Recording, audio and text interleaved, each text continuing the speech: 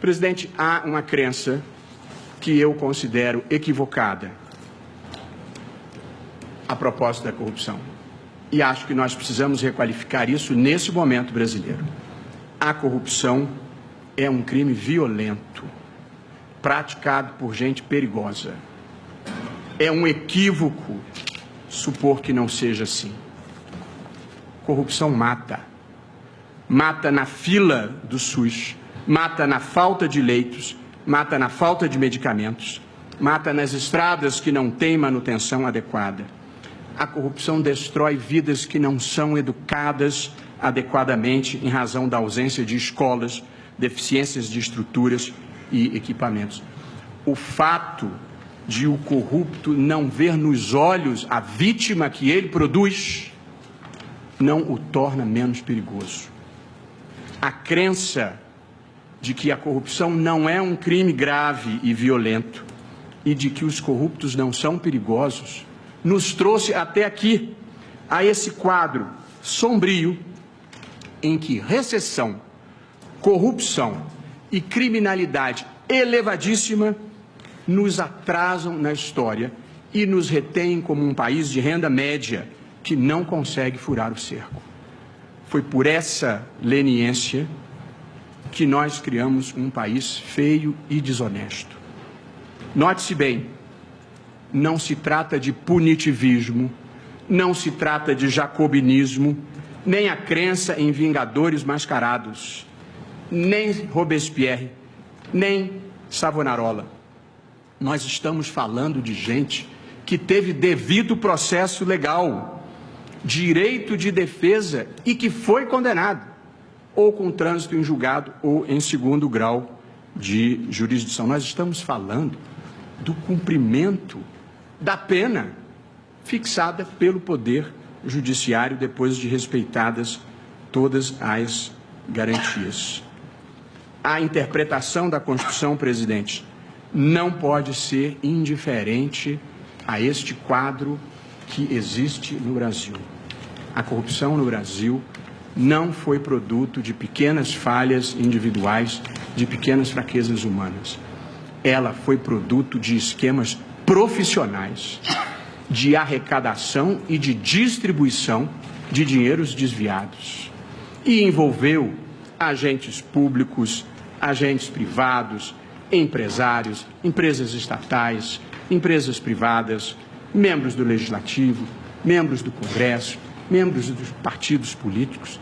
É impossível não sentir vergonha pelo que aconteceu no Brasil. O que há de novidade nos últimos tempos no Brasil, e por isso a gravidade desse decreto, é a reação da sociedade brasileira que deixou de aceitar o inaceitável.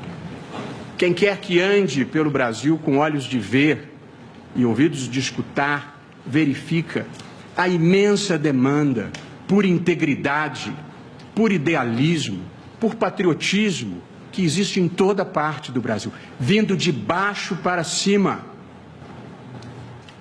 E esta é a energia que muda paradigmas. Esta é a energia que empurra a história na direção certa. E acho que, em muitas matérias, nós não somos atrasados por acaso. Nós somos atrasados porque o atraso é bem defendido. Há uma imensa reação e situaria claramente este indulto nesta reação do pacto oligárquico.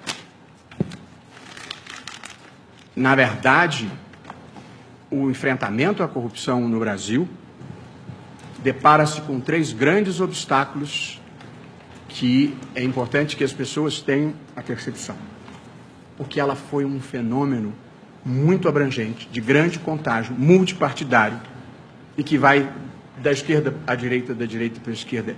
Um fenômeno sem... O pacto oligárquico derrotou o pacto que nós precisamos celebrar, que é um pacto de integridade no Brasil.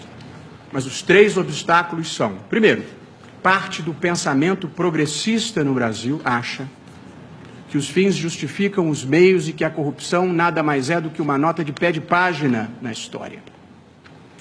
Não é, eles estão errados. A corrupção drena recursos que deveriam ir para a melhoria dos serviços públicos. A corrupção cria uma relação pervertida entre a cidadania e o Estado, porque se o Estado é incorreto, o cidadão acha que também pode ser incorreto. A corrupção cria um clima de desconfiança generalizada na sociedade, porque passa a ser legítimo passar os outros para trás. O segundo obstáculo é que parte do pensamento conservador no Brasil entende que corrupção ruim é a dos outros, é a dos adversários. Se for a daqueles que atendem aos meus interesses, ela não é tão grave assim. Se for a corrupção dos companheiros de pôquer, de salões ou de vernissagens. Também estão errados, porque a corrupção perpetua no poder as elites extrativistas que se apropriam do Estado e desviam para si ou para os seus a renda limitada que este Estado, sem instituições políticas e econômicas inclusivas, consegue gerar. E o terceiro obstáculo no enfrentamento da corrupção são os corruptos propriamente ditos. E aí existem dois lotes. O lote dos que não querem ser punidos pelos muitos malfeitos que fizeram ao longo de muitos anos, e é compreensível o sentimento, ninguém gosta de ser punido, é da condição humana, mas há um lote pior no Brasil. É o dos que não querem ficar honestos nem daqui para frente e gostariam que tudo continuasse a ser como sempre foi. A fotografia do momento atual, presidente, não pode ser concluída sem um instantâneo da realidade brasileira hoje em matéria de corrupção. E este instantâneo, e eu vou mencionar fatos sem fazer nenhum juízo de valor, este instantâneo revela o seguinte: o presidente da República foi denunciado 2 vezes por corrupção passiva e obstrução de justiça e é investigado em 2 outros inquéritos por corrupção e lavagem de dinheiro. Um ex-presidente da República foi condenado por corrupção passiva. 2 ex-chefes da Casa Civil foram condenados por corrupção, um por corrupção ativa e outro por corrupção passiva. O ex-ministro da Secretaria de Governo da Presidência da República está preso, tendo sido encontrados em apartamento supostamente seu, 51 milhões de reais.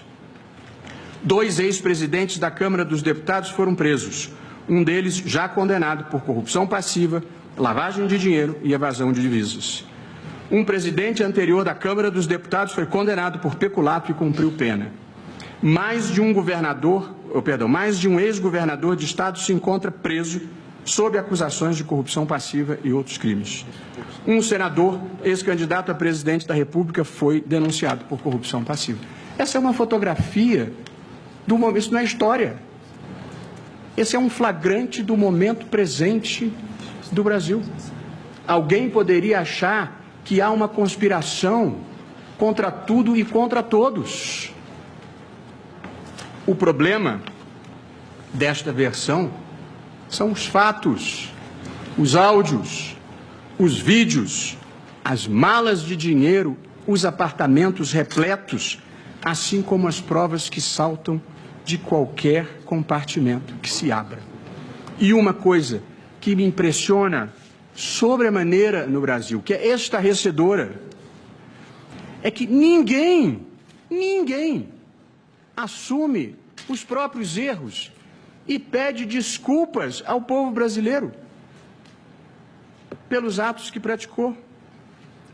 Todos, sem exceção, alegam que estão sendo vítimas de perseguição política. Ou seja, não houve corrupção nem desvio de dinheiro no Brasil. Foi tudo uma miragem, uma invenção de procuradores, de juízes e da mídia opressiva. Uma razão para isso, além de uma elevada dose de cinismo, é que as coisas erradas foram naturalizadas de uma tal maneira que as pessoas perderam o senso crítico. E este decreto é um bom exemplo disso. E depois desse quadro que eu venho de narrar,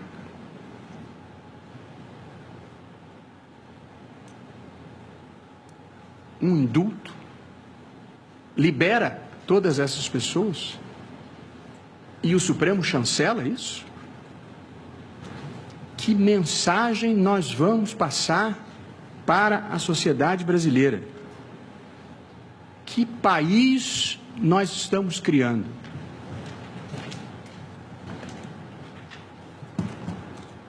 Ao conceder, presidente, indulto para os que cometeram crimes de corrupção e correlatos, eu penso que o decreto enfraquece o esforço republicano que a sociedade brasileira vem fazendo, trai os compromissos democráticos do governo, que tem o dever de ter atenção para com o sentimento social e passa a mensagem errada para as pessoas que vivem do trabalho honesto, pagam os seus impostos e acreditam no bem. O indulto dá incentivos errados para as pessoas erradas e cria o cenário para sermos o paraíso de corruptores, corruptos, peculatários, prevaricadores e fraudadores de licitações. Gente que nos atrasa na história. Claro que ninguém diz que é a favor da corrupção, todo mundo é contra, mas em seguida vem um fundamento formal para liberar a farra. O mal geralmente vem travestido de bem.